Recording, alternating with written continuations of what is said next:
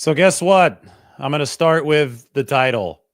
Brock Purdy has never lost to the Seattle Seahawks. Those of you who have been around for a while probably realize that even though this is only 5 starts in against Seattle for Brock Purdy, but you're probably starting to sense that this is a special reversal for the 49ers, because I still remember when Russell Wilson was something like 19-3 versus San Francisco.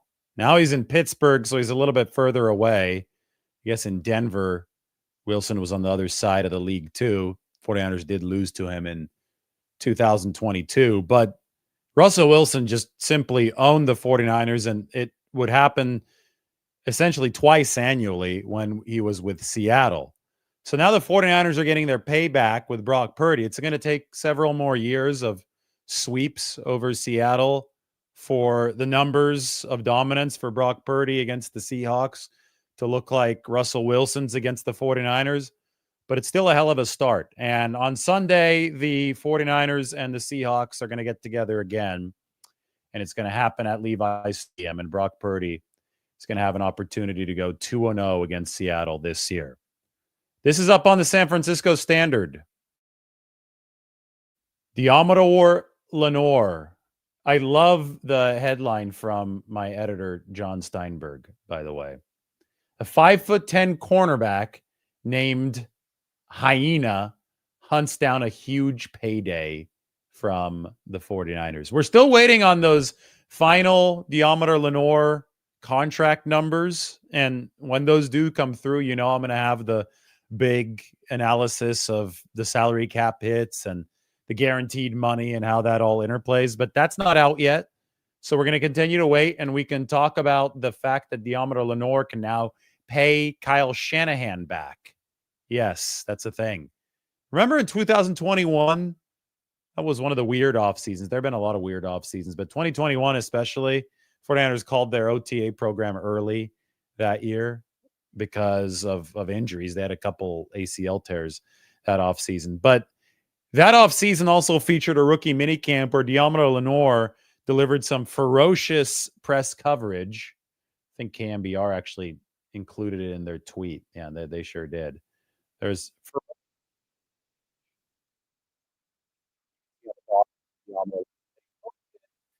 to the internet. I mean, this is the play that Diamador Lenor decided to put up on Instagram from the tape at rookie minicamp. The problem is that was illegal. You're not supposed to make contact. You're not supposed to actually deliver legitimate press coverage in rookie minicamp. So Lenore, rookie mistake, decided to post that on the internet. I think he's actually intercepting Trey Lance there. And because he posted it, the 49ers got fined $100,000 and Kyle Shanahan got fined $50,000. Kyle Shanahan is never going to let Diamador Lenore live that down. Kyle said, you know, my son Carter, he's going to have to go to college one day.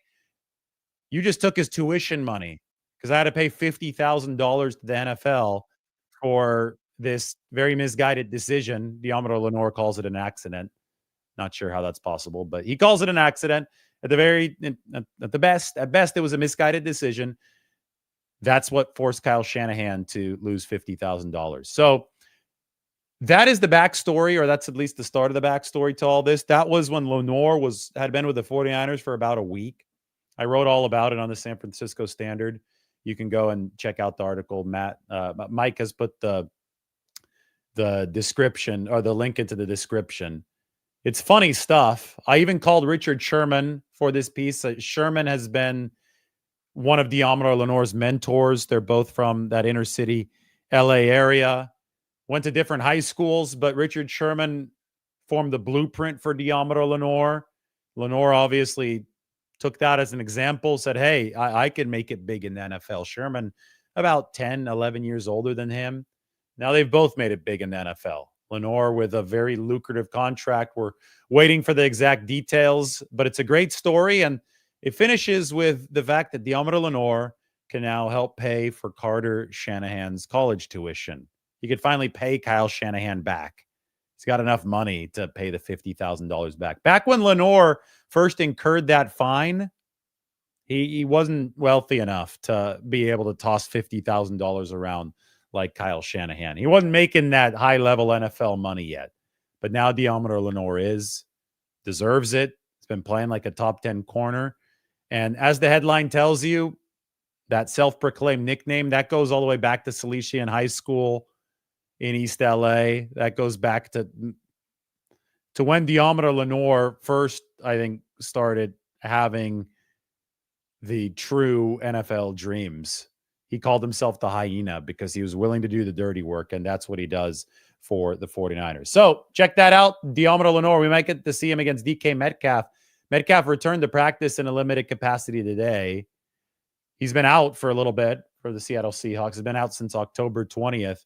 Remember that Lenore and Metcalf seem to have at least a little bit of an on-field beef going. That's turned into one of the more intriguing receiver cornerback matchups in the NFC, definitely in the division.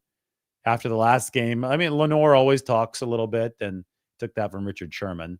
But he talked a bit in Seattle after they locked down DK Metcalf in October. And if Metcalf is back, well, maybe he's going to freshly test Deommodore Lenore coming off the contract. Anyway, Purdy, 5-0 against the Seahawks. We're going to talk about the 49ers and Seahawks matchup. We're going to go through everything today. This is a true gold mine. This is from SF Data 49ers. Green is good. Red is bad. So you can see where each team's strength and where each team's weaknesses are. 49ers offense matched up against the Seattle defense. The 49ers have the green on their side. It's shaded red for Seattle. So the interesting thing about this for me is that the initial matchup, I think that was in week 6, played out exactly according to these stats. The 49ers offense was much better than Seattle's defense, which according to EPA ranks number 20. So the 49ers outclassed Seattle on that side of the ball. That was the George Kittle, the first double toe tap in the red zone, where the 49ers at least temporarily solved some of the red zone issues. They still haven't solved them for good, but they're able to get it done against Seattle. Defensively, that's in the second part of this comparison. The 49ers have a lot more green on their side, right? Even here, defense against the run, which is weak for the 49ers, it's better than what Seattle's doing offensively in the run game. 49ers run defense ranks number 23. Seattle's run offense ranks number 30. The one area where Seattle does have an advantage over the 49ers statistically is on special teams. Seattle's number 12, and the 49ers are number 32. That's dead last in EPA per play. I don't think that surprises anybody who's watching this show. So how did that game play out? The 49ers took the lead. I thought they were comfortably in the lead against Seattle until they gave up the long kick return for a touchdown to Laviska Shenault. And at that point, it was game on again. The Seahawks, I wouldn't say they came charging back, but they came creeping back. 49ers were able to hold them off to win, but special teams endangered an otherwise really good performance from the offense and the defense. So I don't think it's a secret here that the 49ers are better than the Seahawks. They've got the better quarterback, Brock Purdy, 5-0 against Seattle over the course of his career. 49ers are favored by what? 6.5 points. Seattle can't really run the ball all too effectively. Geno Smith drops back too much. Geno Smith is not nearly as efficient as he needs to be for how often he passes. He led the league in attempts the last time the 49ers played the Seahawks. So it's cut and dry. San Francisco's the better team, but they need to hold serve as the better team against the Seattle Seahawks to ensure this stays as a win. Let's compare the quarterbacks in this game. This is good. This is a look at the adjusted EPA per play leaderboard. So you're going to have expected points added per play for each quarterback, but it's adjusted for pass protection, receiver drops, dropped interceptions, luck on interceptable passes, fumble recoveries, and interception returns. And some of the yak is adjusted as well. Also, defenses are adjusted for in this. So Brock Purdy is ranked as the second best quarterback in the game, right behind Joe Burrow. Speaking of Russell Wilson, who tormented the 49ers for so long, and it just so happens that a lot of people have drawn comparisons between Brock Purdy and prime Russell Wilson. Russell Wilson seems to be having a renaissance back into his prime. He's tied with Purdy, 0.24 EPA per play, although he might be slightly behind him if we go further into the decimal points. Purdy ranked 2, Wilson 4. That makes us scroll down. We're going to look for Geno Smith. Look how bad Geno Smith is. Geno Smith is ranked number 27. So you got the second best quarterback in the league, according to this adjusted play leaderboard, against the 27th ranked quarterback in the league in Geno Smith. It's not a fair fight, right? The 49ers definitely should have the edge in this matchup, just thanks to the fact that they have a better quarterback, the Seattle Seahawks do. So that's, to me, is a really, really big variable to consider in this game. But so is this net rest differential. This could be a potential equalizer when the 49ers play the Seahawks. San Francisco, you can't see them right now because the text title is in the way.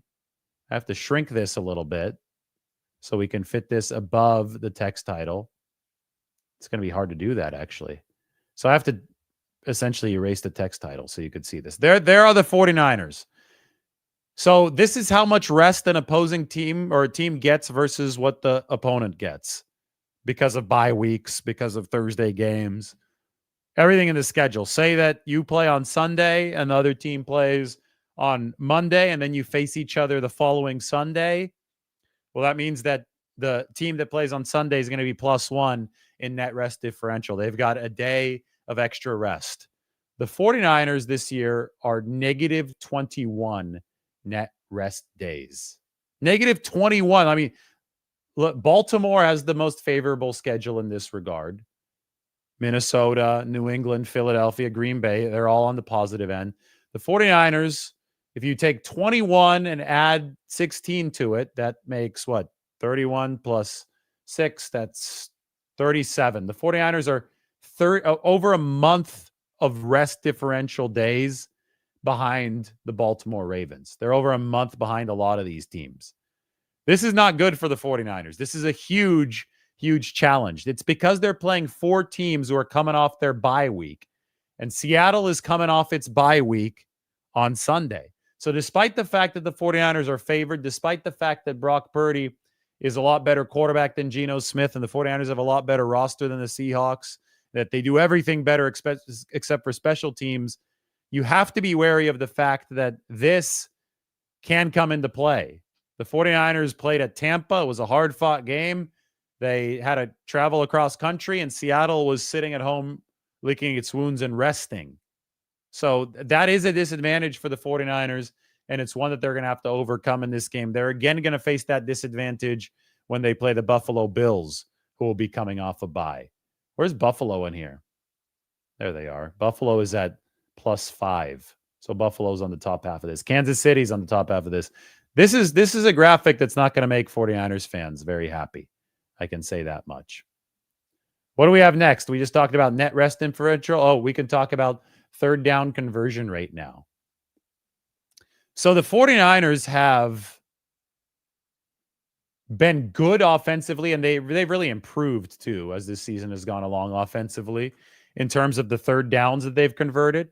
So the further to the right you are here, the better your offense is at converting third downs. Kansas City's been otherworldly this year, by the way. Third down EPA through the roof. Despite the fact that Kansas City's offense has not been a juggernaut as far as explosiveness this season, they have been amazing on third downs, including against the 49ers. So they're way over here. The 49ers are in a really good spot. Look who else has been good on third down. 49ers just faced them, Tampa Bay. I think that made it a good defensive performance for the 49ers, given the fact that, yeah, Tampa Bay may not have Mike Evans or Chris Godwin. They didn't have Jalen McMillan either. Baker Mayfield has been able to move the chains, and the 49ers did really limit what Tampa Bay was able to do, especially through the air. He only had 116 passing yards. But the 49ers are here in the same spot as the Ravens, and not a very different spot than the Bucs, who have one of the worst defenses in the league. The y-axis is about third down conversion rate given up.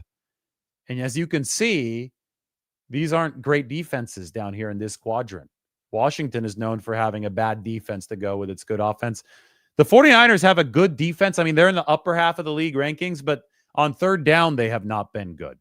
And what's really interesting to me about this chart is that the best place to be is in the upper right over here. Nobody's really in the extreme upper right. Everybody seems a little vulnerable. Everybody seems that, in one way or the other, they're not getting too far away from one of these two average lines. So you've got good third down offense and defense in this quadrant, but you don't have anybody that has great third down offense and great third down defense. The best you could probably get is the Miami Dolphins, who've got great third down defense, but not great third down offense. I get it with Tua Tagovailoa. That might get better as this season goes along if they can move further to the right. But you don't want to be the Panthers. Bad offense, bad defense. Or somebody like the Browns, bad offense, good defense. That's also not very desirable territory. Guess where the 49ers have found more desirable territory this year on some of these charts? This is pass protection. This is run block and pass block grades. You will see the 49ers in the upper right. Run blocking is on the x-axis, moving left to right. Pass blocking is on the y-axis, moving up and down. Last year, the 49ers were decent at run blocking. They're way over here, but the pass blocking would have put them down in the bottom right quadrant. That's where the Rams and the Seahawks are, by the way. Better at run blocking, even though the Seahawks can't run. So I don't know what the give there is. I think that I just think that Seattle's disjointed offensively. I don't think they have a good quarterback melding everything together. But they can be had in pass protection. You can beat them with your pass rushers. That's why Nick Bosa consistently has good games against the Seattle Seahawks. But here are the 49ers in a really, really good spot. They're number 8 in composite pass protection score. You wouldn't know it if you looked at social media, but they have significantly improved the right side of the offensive line to the point where I don't think it's a liability anymore. I think it's still weaker at right tackle with Colton McKivitz, obviously, against Trent Williams at left tackle. But McKivitz has improved a lot. And right guard, I mean, we got Brad Graham, who knows offensive line play really well. You got Brad Graham making an all-pro push for Dominic Purdy, the 49ers starting right guard, the rookie right guard. I don't know if that push is going to work, but we should start talking about how well Dominic Purdy is playing on that right side. And everything, the totality of all of this has added up to the 49ers being in the upper right-hand quadrant of this in pass protection. And I will say that this alone right here, you add this to the 49ers formula, and they didn't have it last year, might make them more legitimate Super Bowl contenders than they were last season. They might not be playing as well right now as a team as they were through most of the 2023 season, but I'm talking about ingredients that will set the 49ers up for a run in January and February. And look who else is in the upper right, a team that learned its lesson in the Super Bowl following the 2020 season, Super Bowl 55, when the Chiefs just got overrun by the Tampa Bay Buccaneers edge rush. They made sure to completely rehaul their offensive line. The Chiefs consistently find themselves in the upper right of a graph like this, and good for the 49ers for finding themselves in that spot too. Pass protection is critical. The Chiefs realized that in front of Mahomes, and I think the 49ers realized that in front of Brock Purdy, and the strides they've made with Dominic Purdy at right guard. And to be honest, Colton McKivitz has improved as well, but I think a lot of that is tied into Dominic Purdy at that right guard position. The strides that they've made have put the 49ers in a good spot. Now, I do think that the 49ers' biggest challenger in the NFC West is going to be Arizona, and they're in the same exact spot. Not a coincidence, right? The biggest challenger, the two best teams right now in terms of point differential, have the best pass protection and run protection combined. The two teams that are in the bottom half of the division are on the bottom right. The pass protection has not been good enough. This was yesterday, by the way. That's Steph Curry, Ricky Pearsall, and Deebo Samuel at that epic Warriors game. What a shot, right? Ricky Pearsall, rookie, back in San Francisco. This is 72 days after the incident, after he was shot near Union Square in the chest. Well, he's catching touchdown passes now. He's healthy, and he's meeting Steph Curry after one of the most memorable Golden State games that I can remember. That was crazy, crazy last night. More on Brock Purdy here. X-axis is the catchable throw rate. The y-axis is whether or not those receivers are running more vertical routes or horizontal routes. The 49ers have run a lot of vertical stuff this season, or actually here, sorry, I completely misread the graph. The y-axis is vertical routes, the x-axis is horizontal routes, and then you are arranged according to each axis depending on your accuracy.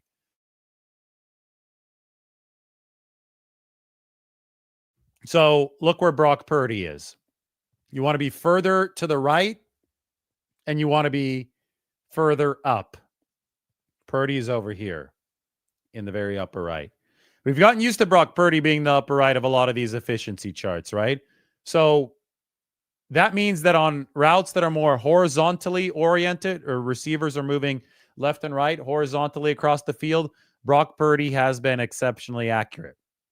Guys like Tua, Mahomes, Murray, Hurts, surprisingly Will Levis have been really accurate on some of those horizontal movement targets. Well, when it comes to vertical targets, so guys running up and down the field, streak-like patterns, there has not been a charted catchable throw rate higher than Brock Purdy's. Other quarterbacks that are good at those vertical passes, Jaden Daniels, Derek Carr, Joe Burrow, Baker Mayfield, Andy Dalton, but nobody is in Brock Purdy's range, and Purdy is also able to throw accurately to guys crossing horizontally. I mean, at this point, and it has been comical for a while, but it's especially comical now. Anybody trying to denigrate Brock Purdy, every single piece of data shows that this is the real deal. This is a guy that's going to be making $60 million plus when his contract is eligible to be extended. That's going to be as soon as the regular season ends. We'll see if the 49ers and Purdy can hop on that early, or if Purdy's going to say, no, I'd rather wait, see how high this kite can fly. I don't know. The future is unwritten. With Diamondre Lenor, they'd been negotiating since the end of last season. He did not take the Brandon Ayuk path. He decided not to hold out. He decided to show up to work, get in shape, and prove his worth on the football field. And the 49ers rewarded Diamondre Lenor about halfway through the season. So differing situations, right? But interesting to see how both of them were ultimately resolved from a contractual standpoint. And Purdy is going to be the one that everybody is looking at next. Speaking of Lenor, this is the article. This is the one that you should check out. I'm putting it up on the screen right now. It's something I wrote today for the San Francisco Standard. A 5'10" cornerback named a Hyena hunts down a huge payday for the 49ers. But Lenor there, the bottom of the screen. Quick little injury update for you right now. I could go through the 49ers roster, reset things heading into Thursday.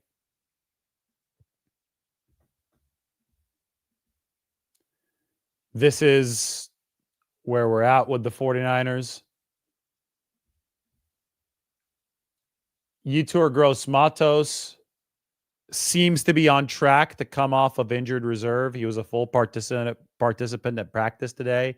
If Yetur does come back, that obviously shakes up the 49ers rotation here. You probably move Robert Beal Jr. down a peg.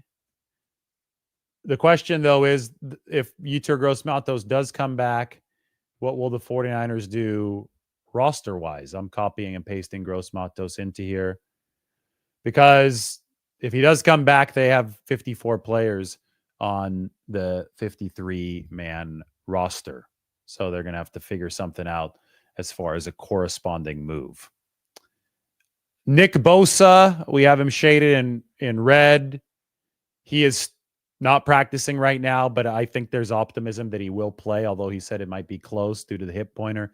Kevin Givens, groin injury. Is he going to be back? We'll wait and see. He wasn't at practice today.